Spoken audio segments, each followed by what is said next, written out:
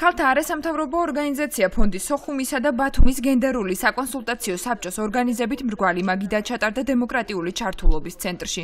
მრგვალი მაგიდის თემას ადგილობრივი ბიუჯეტის გენდერული ასპექტების განხილვა წარმოადგენდა. შეხვედრას წინ უსწრებდა ბათუმის გენდერული საკონსულტაციო საბჭოს მე-9 სხდომა, რომელზეც თვითმმართველობის 2014 წლის ბიუჯეტის გენდერული ანალიზის შედეგებზე იმსჯელეს.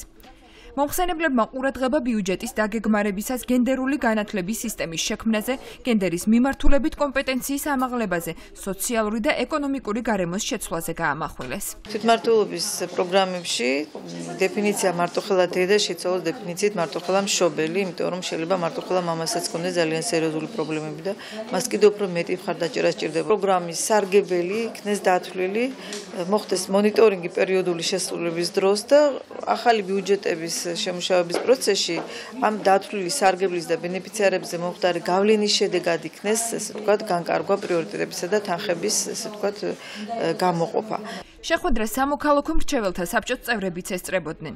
ნინო ტავლალაშვილმა ყურადღება ბიუჯეტის დაგეგმარებასა და მსგავსი გენდერული კვლევების წარმოებისა და ანალიზის მნიშვნელობაზე გაამახვილა. ჩატარდეს კვლევები, რა საჭიროებები არის ამ მიმართულებით, ვის სჭირდება, რა დონით სჭირდება და აი ამის შემდეგ მოხდეს უკვე გენდერული ანალიზის გათვლა, გენდერული ანალიზი და გათვლა შემდეგ ბიუჯეტირების პროცესში. ყველაზე მნიშვნელოვანი ალბათ იყო ის, რომ დადგა საჭიროება გადაეხედათ სოციალური დახმარებების მიმართულებით რა თანხები მიდის და როგორ არის ის გენდერზე მორგებული. ბათუმის საკრებულოს წევრი რამაზ სურმანიძე მიიჩნევს, რომ ბიუჯეტის პროექტის დამტკიცების შემთხვევაში მასში გენდერული პრინციპები დაცული იქნება. საკრებულოს უხუცესმა წევრმა პრობლემების გადაჭრის მიზნით სამომავლოდ გასატარებელ რამდენიმე მნიშვნელოვან საკითხზეც გაამახვილა ყურადღება.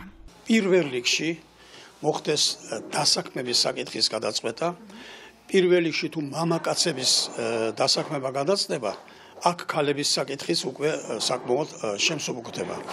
მამაკაცების დაუსაქმებლობა იწვევს ქალების ზედმეტ გადატვირთვას. ჩვენ სხვადასხვა ვფიქრობთ, რომ ოჯახში საკუთარი ოჯახის წევრის მოვლისათვის რაღაც ხარჯები გასწიოს სახელმწიფომ და ქალი თუ არ მუშაობს, ის საკუთარ დედას, დედამთილს რო უვლის, ამაში სახელმწიფომ უნდა კეთილინებოს და უნდა აუნაზღაუროს ეს შრომა. ფონდის წევრებმა მოგვიანებით მედიას 1 წლის განმავლობაში განხორციელებული საქმიანობის მოკლე ანგარიშიც წარუდგინეს. ჩვენი მიზანი არის დავინახოთ ადგილობრივი მოსახლეობის პრობლემები და მოვახდინოთ შემდგომში მათი ადვოკატირება. სწორედ ამ პრობლემების გადაჭრის მიზნით ჩვენ სისტემატურად ვატარებთ შეხვედრებს ჟურნალისტებთან. ფონდის წევრების რეკომენდაციით საბიუჯეტო სახსრების დანაწილება უფრო მეტი კონსენსუსისა და ანალიზის შედეგად უნდა ხდებოდეს.